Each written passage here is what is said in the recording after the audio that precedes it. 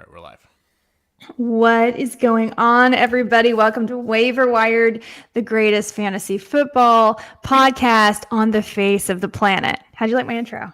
I Pretty good, loved Eddie? it because it's very accurate. Yeah. It is so accurate. If you guys are watching this right now, awesome. It is cut day. And there's so much news. And I know you're all doing your drafts this week. I've already done. I did one this morning. I did one yesterday. I did one this weekend. If you have questions, please jump in. We are open to questions. Open to questions. Drop them on Twitter. Drop them on YouTube. Drop them on Twitch. Myself and Eddie Spaghetti. We will get to them today, which is the tight end preview episode. But first, it's cut day, Eddie. And yes. I felt this kinship with these players today because I was going around looking Googling online, what are the cuts, who got cut this season, et cetera, who's not going to make it. And I was looking at this list of players. These people did not make the team. I was like, man, this is like when you audition for a play and the cast list goes up and you're not on it. Or worse, they just post that you got cut and you didn't get the call back. So they don't post who gets the call back. They post who gets cut. Right? It's horrible. I wanted to hug them all. I want to ask you, Jim, because obviously you've dabbled in that quite for some time, very successful, performing. In the movies and TV shows, when they do post that stuff and it's on the wall and everyone runs in the same, is that accurate? Does that actually happen where everyone storms a wall a posted piece of paper, or is that really how it goes? Happens. Well, it doesn't happen really so much anymore. So when you get to New York, your agent calls you or your casting agent calls you and says, hey, they want to see you again, or sorry, you didn't make it past this cut, whatever. But when I was first singing, it legit happened. I remember the first time that the cast list went up on Friday and it was posted on the wall and you ran up and looked, and then you had to not feel bad for your friend that didn't get it, but feel excited for yourself and that whole awkward bunch of feelings.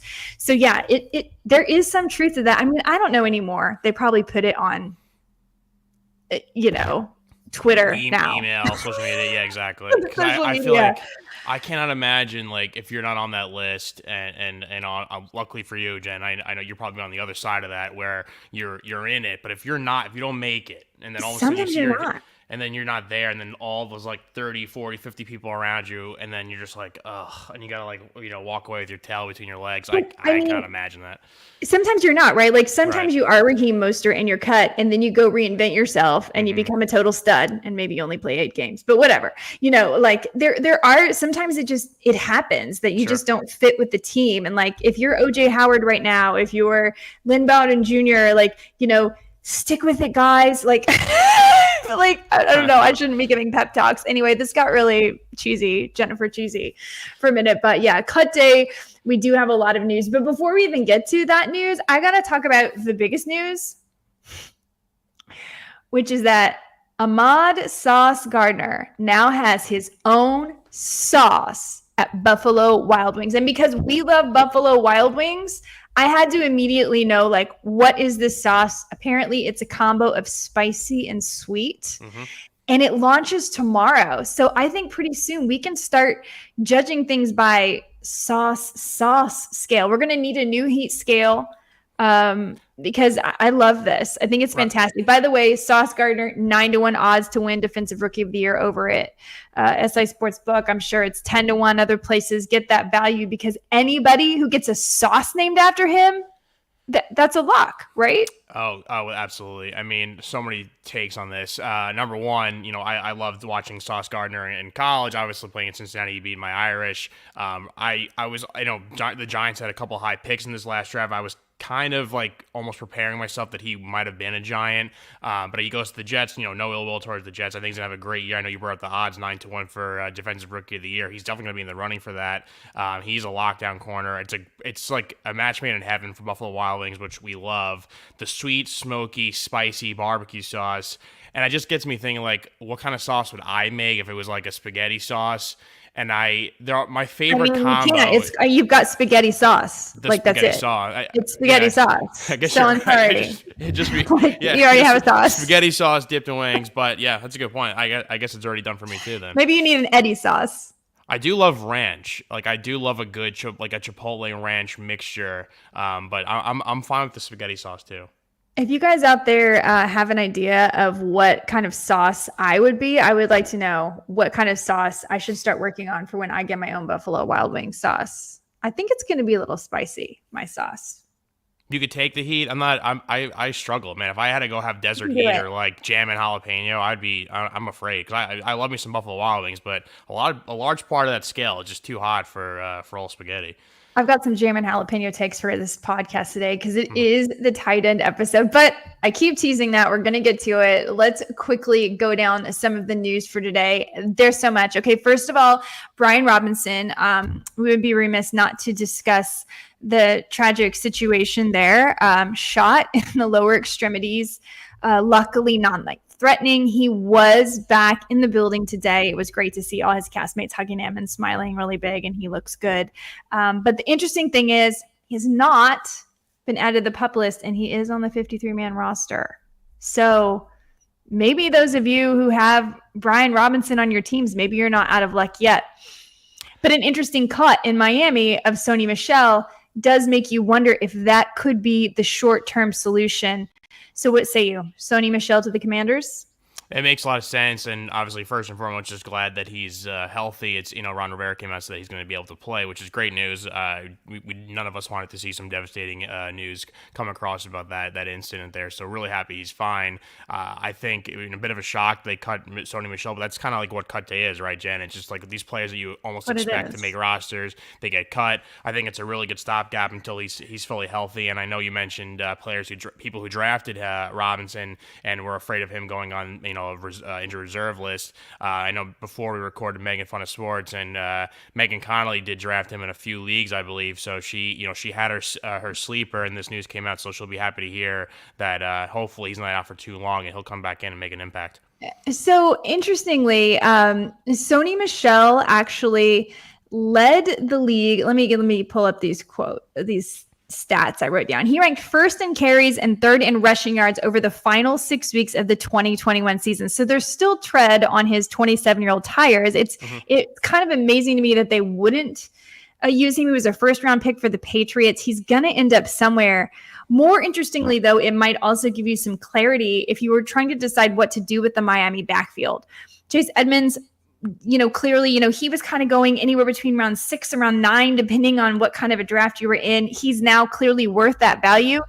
He had 8 games of double PPR points of 12 games played last year, obviously plagued with injury, but he was very efficient when he did play, 5.1 yards per attempt. And then on the other side of that, maybe the pick I'm most interested in is actually, I mentioned him earlier, Raheem Mostert, because he's free. And I'm talking deep leagues, but Raheem Mostert, okay, when he does play, he is one of the most threatening players on the ground. You can watch him break off these massive, massive runs. He averaged 5.6 yards per attempt on only 772 yards on only 137 attempts in 2019. That was the only year he played 16 games. Now, he didn't start 16 games. He's never started more than 8 games in a season.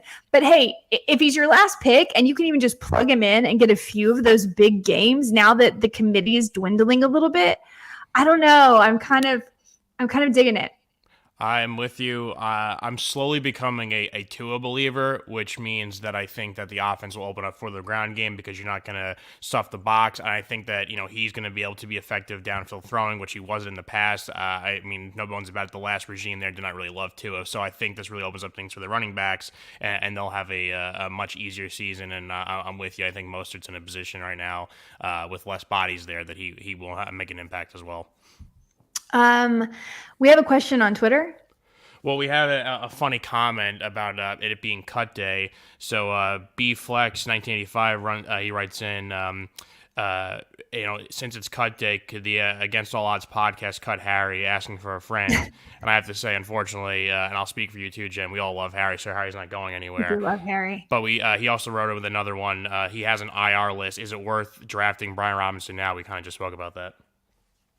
If you have an IR spot for him, 100%. Mm-hmm. I absolutely would do it because we really still don't know what's up. I mean, maybe it's not that big of a deal. I mean, I'm not Right. saying getting shot isn't a big deal. Of Sure. course it is. But what if 6 weeks from now, he's the guy? We clearly see that their trust is waning in Antonio Gibson. I think Antonio Gibson has become a value in drafts now because everybody got so high on Brian Robinson and saw all the switches. Now Antonio Gibson by default is going to have some work, especially if they don't sign Sony Michelle. Then you got to get Brian Robinson because they must still have some plans, right? Mm-hmm. I'm also kind of interested now in Curtis Samuel because we've seen Curtis Samuel kind of be that hybrid guy, right? In Carolina, Matt Rule kind of used him that way. And what if they start to do the same thing? I mean, again, Antonio Gibson, a receiver in college, and they used him as hybrid. So I'm a little bit opening up to the idea of Curtis Samuel now late too. So that is a sneaky pick, deep leagues. And speaking of Carolina, Laviska Shenault is now big trade going to Carolina with Baker Mayfield. I'm starting to feel like this Carolina team might be pretty interesting if Christian McCaffrey stays healthy. And most importantly, I don't know if you guys saw the story this morning, but Cynthia Freeland reported that Baker Mayfield is gonna them up the first week, the Browns. He's on a mission. And as soon as I heard that, I'm like checking my DFS salaries. I'm like, because I know he's cheap. And he's on a mission. I don't blame him. Like, Baker Mayfield stack. I think it's happening. Talk about a desert heat quote. That's pretty spice right there.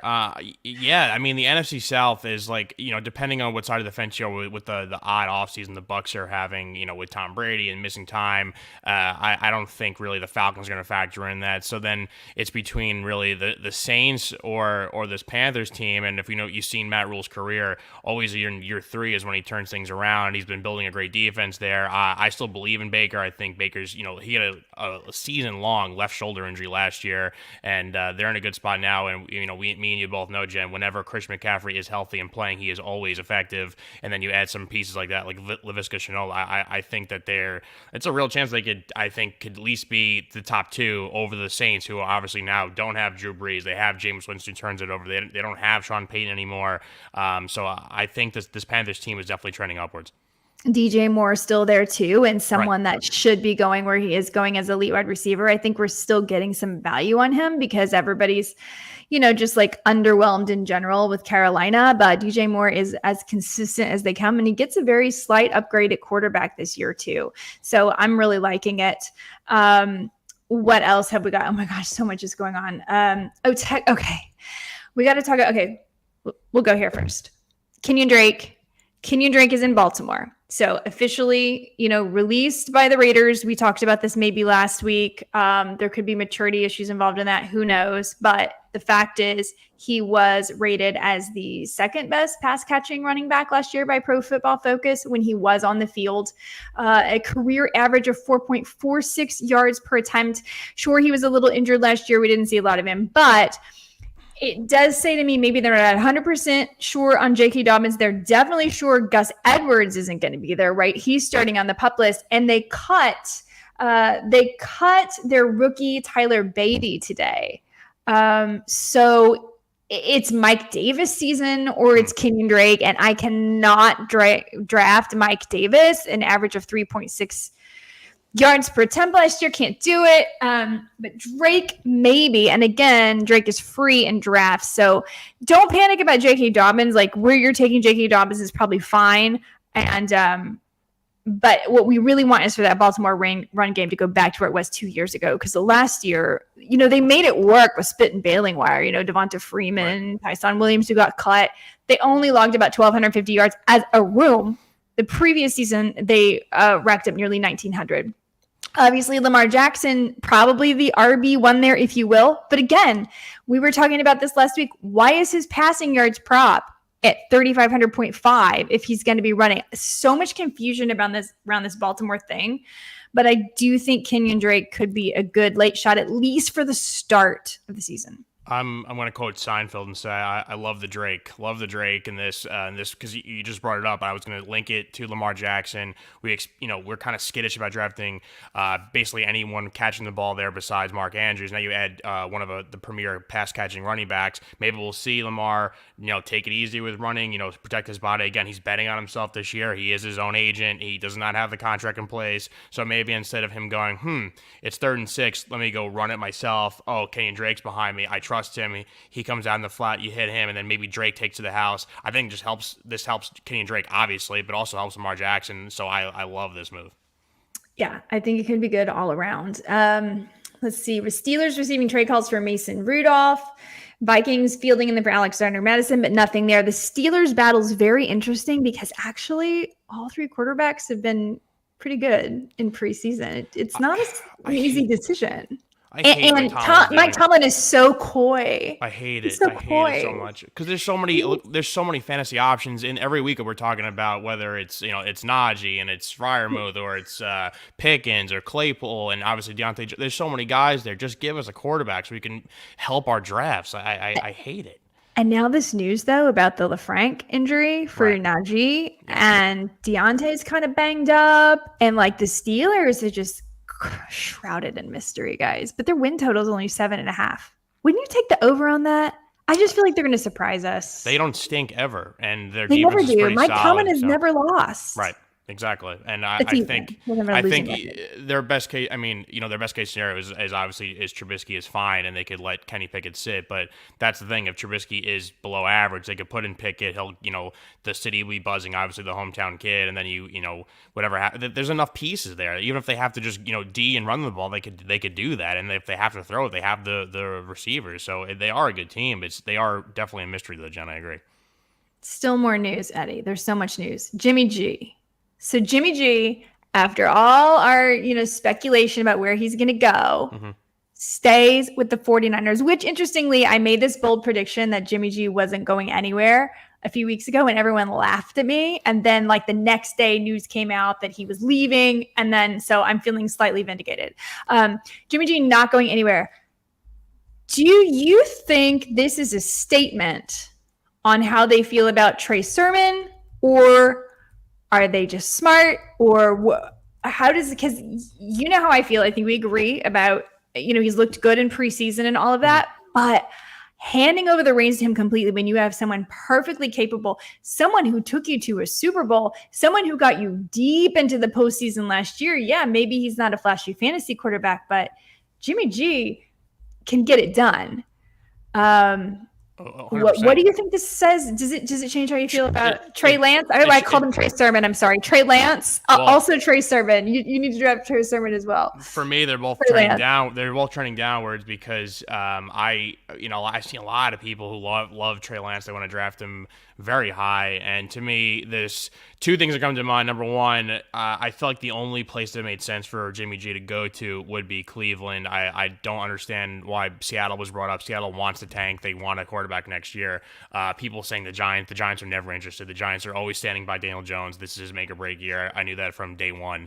And with the Browns, surprisingly, they cut Josh Rosen today. They're just going with Jacoby Brissett. So part of me is like, I wonder if the trade talks just spiraled out. They just didn't think that, because it's very odd when a team, when you pay Deshaun Watson, just talking strictly football terms here, like you want to win, you're in a win now mode, to not get a guy who's been to very, very many postseason runs. It's very odd to me. But in terms of the 49ers, what I don't get is, going into this preseason, Trey Lance, I think they said, had thrown 500 balls that mattered in games. He's very green as could be, and this to me just reeks of them going we're going to hand over the reins to him because we took him 3rd overall, but we're really not that confident yet. So I don't like this at all. If you're a 49ers fan, I know some people, Shaq included, wants them to win the NFC West. He, said they're going to win the division. I just don't see it. I don't see it. If you totally believe in this guy, you would get rid of Jimmy G because he is a huge elephant in the room and it makes no sense. And that also, if they don't trust in him, why am I going to trust in Debo? Why am I going to trust in Ayuk, Kittle, so on and so forth? Defense now they're going to load up the box. So whatever running back Shanahan's using, that's going to be tougher for them. I'm not really in love with the 49ers right now. So there are a couple of quarterbacks that I'm really going to be watching this year because it feels like fantasy analysts are kind of planting their flag one way or the other. And Trey Lance is one of them. I know Michael Fabiano, my very esteemed, respected colleague, we agree on most things. Mm-hmm. He loves Trey Lance as like he thinks he's going to be huge. I don't feel the same way. We have opposite sides of that one. There are those who love Tua, and Tua has looked really good, I have to say. I have him in a dynasty league, which I'm happy about, and I would draft him as a second quarterback, but I'm not as high as a lot of others. Even though I like him, I just, I'm not as high as others. I think those two guys are two guys that we're going to be really watching very closely. I think Baker Mayfield might surprise us. Yeah, I'm with you on that. I can't wait to see Russ in Denver. The quarterback position is very interesting this year. And I love that AFC West. It's going to be great. One person that needs to be on your radar, if he's not already, is Houston Texans running back Damien Pierce. The Texans did officially release Marlon Mack. Damien Pierce has looked like a monster in preseason. And early in the year, you could get him very late. 9th round, 8th round. He's going as early as the 5th round. Guys, if he creeps up to like round 4, you need to tap the brakes a little bit probably.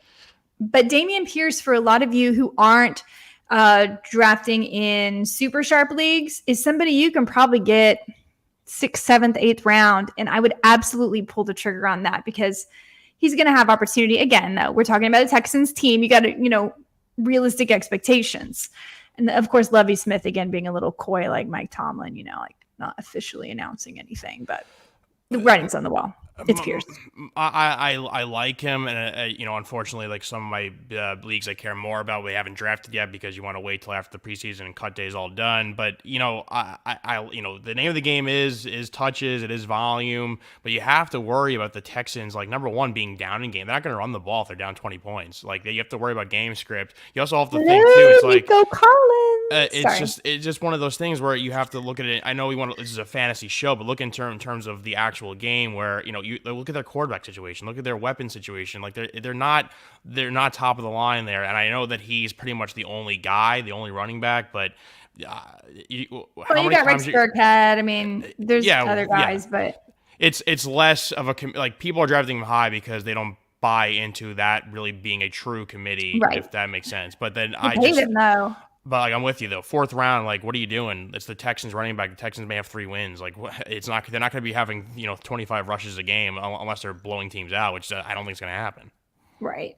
So, but he is someone to have on your radar. If you can get him later, he should be the starting running back there. But it is still a committee. So, and most teams are going to committee these days, guys, and that's why those running backs that are going in the 1st round are so valuable. I do want to mention another thing about Tony Pollard. There's been a lot of discussion about Zeke or Pollard. Pollard is more efficient, et cetera, et cetera. I fully expect Zeke to exceed his rushing yards prop. It's like, 875 or something low. He's never rushed for that low of a number. He's going to beat that. But Tony Pollard might end up being just as valuable or more valuable in fantasy because they're going to start using Tony Pollard in the slot. Kellen Moore said so. It's coming back to him. It makes all the sense in the world. Why wouldn't you use Tony Pollard a la Deebo Samuel, right? Same kind of thing. He's got crazy weapons and they're down, right? And it's going to be CeeDee Lamb and then who? Dalton Schultz, who we're going to talk about today. And Tony Pollard is probably going to get some more action. And because of that, Zeke is probably going to have some work on the ground, assuming he can stay healthy. And I think he can. So anyway, that is my Tony Pollard for the day. But today is the tight end episode. We are just going to go quickly through tight end strategy, and we'll kind of break it down a little bit. So tight end, obviously, there's a couple different ways to approach it. The first way to approach it is to say, hey, I am going to take an elite tight end, and that is going to be either Travis Kelsey or Mark Andrews, and I'm willing to do it as early as the 1st round if I have to. And the reason you do this is because you want to have an advantage at a scarce position. So follow. If you can have a tight end that racks up 1,400 yards, a la Mark Andrews. Or you can have a tight end that racks up 550 yards, which is what, your late string. That is a big difference at tight end, 900 yards difference. Wide receivers don't vary so much, right? There's so many wide receivers you can get in there to make up that difference of yards. At tight end, there's a big gap. So there is a strategy just saying, I'm going to get that at my tight end position. So I have a serious advantage there. I'm basically starting a wide receiver one.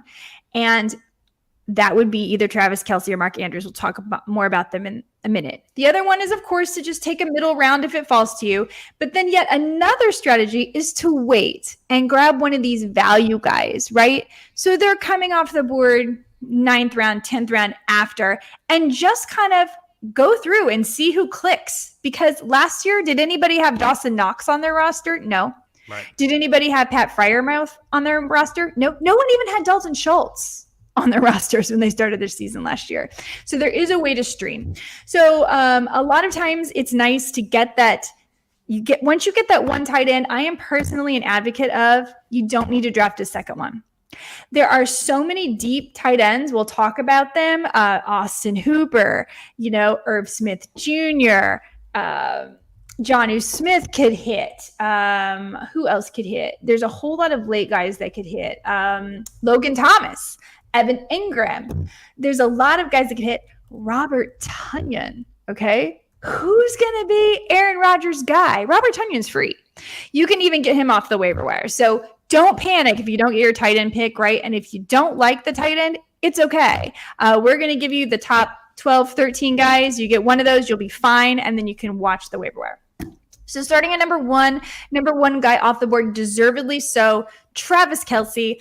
I love Travis Kelsey this year. I will tell you, I took him first in the Scott Fish Bowl, which is a tight end premium league. And it's also a super flex league, so a little risky. Okay. But Patrick Mahomes does not have Tyreek Hill anymore. And he has a lot of talented receivers, none of whom do we know if he has a great connection with yet. He could hit anybody on any given day. That's Patrick Mahomes. But what we do know is Travis Kelsey is his security blanket. And this guy, I know he's getting older. I know we say the writing has to be on the wall, but he continues to get it done every single year. So I have no problem. I believe personally Travis Kelsey is still the number one tight end overall. Thoughts on Kelsey?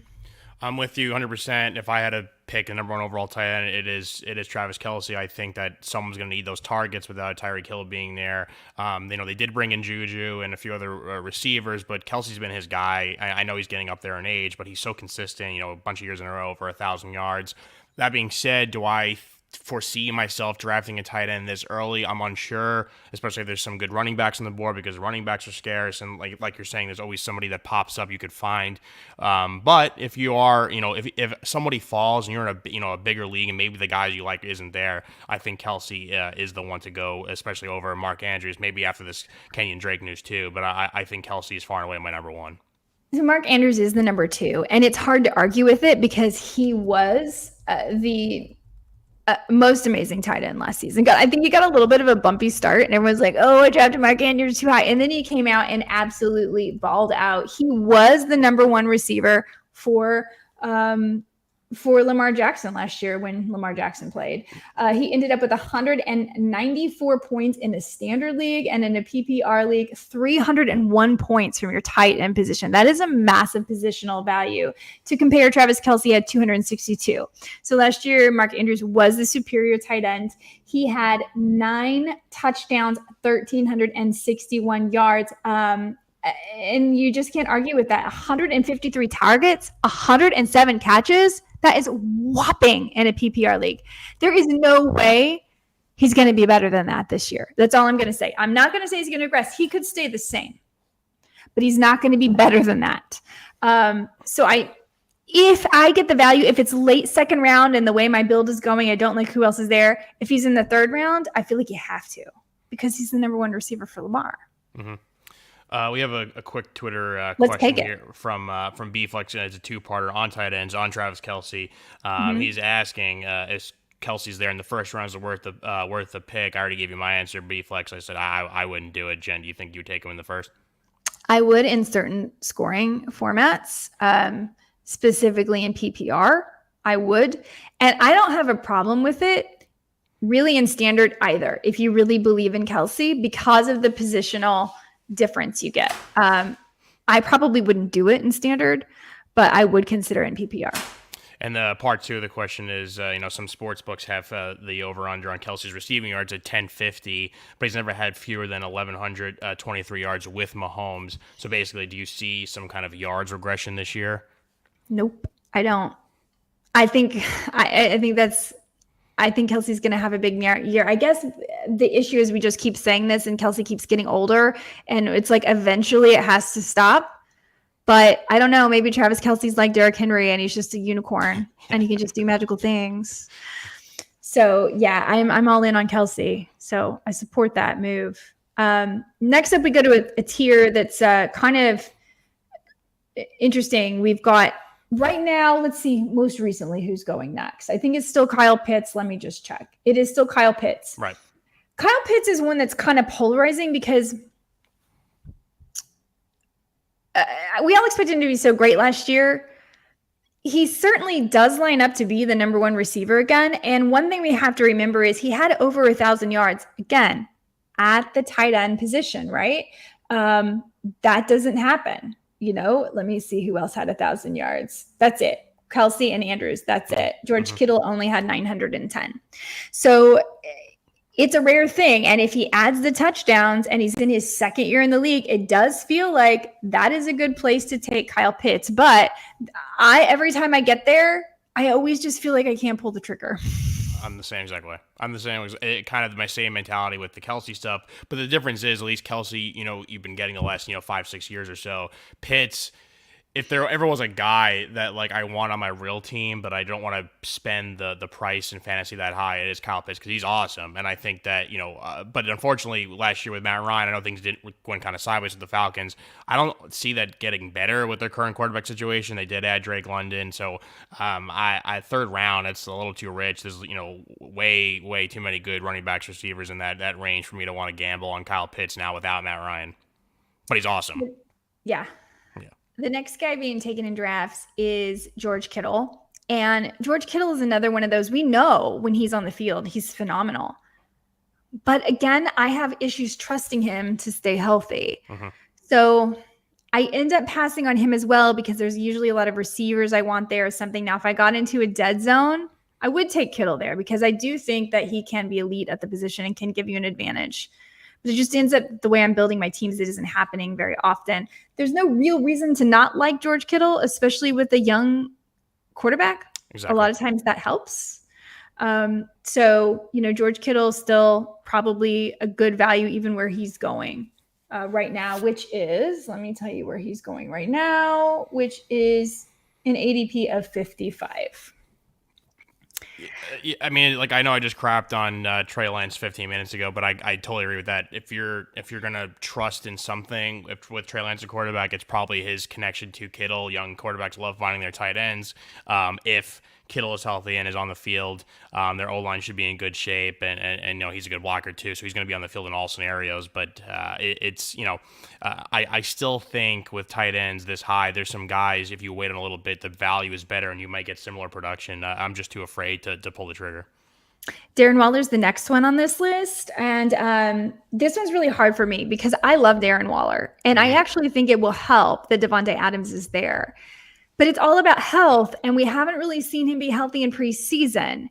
And that's what's starting to bother me.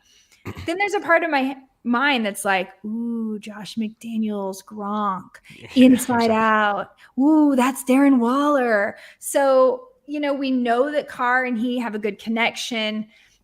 Again, I have no issue with taking Darren Waller right here. I just haven't done it yet myself because of my nervousness about his health. And it's only about health. But, he is deservedly the next one on this list. Yeah, I'm with. I think outside of the top two, the Andrews, Kelsey, the super elite tier for tight ends. I think the next best one I like so far that we've talked about is Darren Waller. We know the connection. Derek Carr obviously loves Devontae Adams. Their time in Fresno, but he also built a great connection establishment with Darren Waller. And you're right, if he just stays healthy, then he's going to produce. He's going to score touchdowns, and I like him there. Depending on where he goes, if he slides at all past his ADP, I think he's a guy you got to scoop up no matter what. Now, the next guy, there's a bit of a gap in the list, is Dalton Schultz, who's going at an ADP of about 71, 72. Now, Dalton Schultz, I actually believe, is still undervalued. So 81 to 82, that's around the 7th round. I like this. Mm-hmm. If depending on how the rest of your team is going. And here's why. Dalton Schultz finished last season as the number 2 receiver on that Dallas Cowboys team. He is going to get the targets, but there is no Michael Gallup to start the season. There is no Amari Cooper. They just gave him a big contract. I really believe that Dalton Schultz has a pathway to being a big tight end, a la even a Travis Kelsey or a Mark Andrews. That is not not in the realm of possibility. That is within the realm of possibility to me. So at this value, I like Dalton Schultz, and I definitely have tried to get him in a few leagues, and I haven't been able to. I've just missed it by a few picks. I am so in on Dalton Schultz. It sounds like I'm going to be a Cowboys fan for a minute, but I still think they're the cream of the crop in the NFC East. And Jen, what you were saying before too about Pollard, it kind of plays into this. Where I think they're going to be a passing team. I think they're going to do some creative stuff, like with the loss of Tyron Smith. Their offensive line is not what it used to be. They're not going to dominate you on the ground game, and Dak could fill in the holes. I think this is Dak's team now. Dak, he'll do the run pass option, and like you said, the absence of a lot of other receivers they had. It's just CeeDee Lamb, and he's going to get, obviously CeeDee Lamb's going to get a ton of targets, but he can't get all of them. And I think the next one up is Dalton Schultz. So I think Dalton Schultz is going to have an awesome year. He's a tight end that I'm actively targeting in drafts. So people who play in leagues with me, please do not listen to this.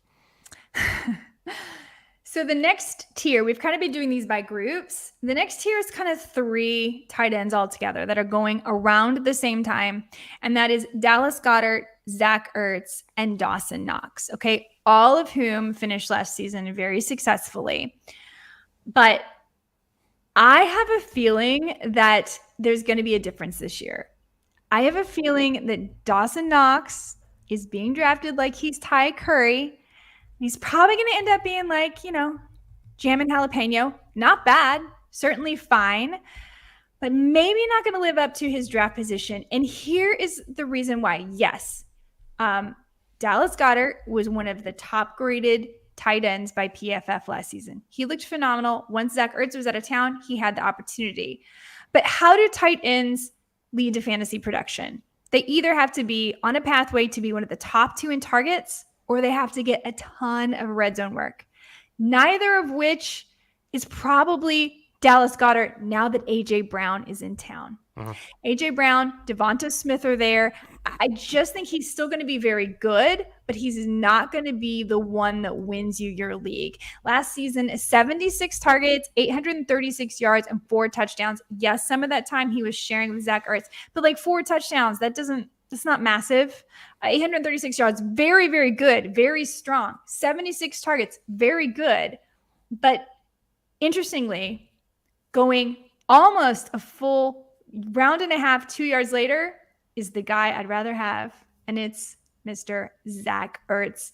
Ertz is being drafted like he's jamming jalapeno, and he could end up mango habanero. Let's talk about Zach Ertz.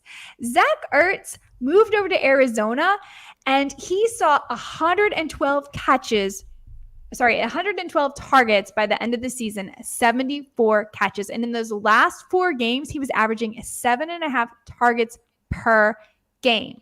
He finished the tight end position with the 3rd most targets amongst tight ends. And as I said, the first half of the season, he was sharing with Dallas Goddard more than half the season. So we know DeAndre Hopkins is going to miss games. We know Christian Kirk has left town. So who do they got? Sure, they traded for Hollywood Brown, but we don't really know for sure that's going to work out. What we do know is that Kyler Murray did have some connection with Zach Ertz. So Zach Ertz going at pick 92, going at pick 95, that's my guy. That's the guy to target. That's the sweet spot for the tight end with a good amount of upside. I know he's 31 years old. I know he may not be the better athlete, but he's very good at getting open. And I think value-wise, you can draft him jam and jalapeno, and he could end up mango habanero. I'm with you on this, Jen. Like I said before, with tight ends, it's all about, finding the correct value. Don't overpay for somebody because you want to get in all those running backs and receivers. But where Ertz is going, it just makes so much sense. They're also pretty funny that these guys were former teammates. Ertz was always the guy, and now it almost makes more sense to take Ertz. And, in terms of Dallas Goddard, the Eagles are a run-based team. They ran the ball a ton the second half of last season. I don't think it's going to really change, especially with Jalen Hurts, a quarterback who's going to be in the Lamar Jackson type run-first mold.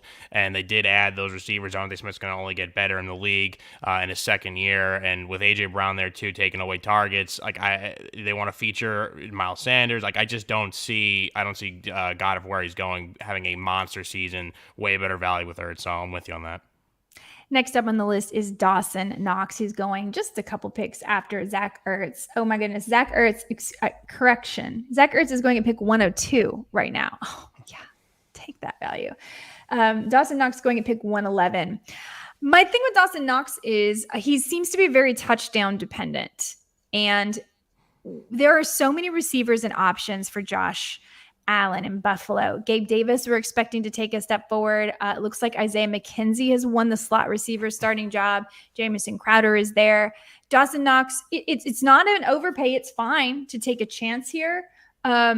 But again, do not jump this pick. Do not take him ahead of Zach Ertz. I don't see it. He's too touchdown dependent.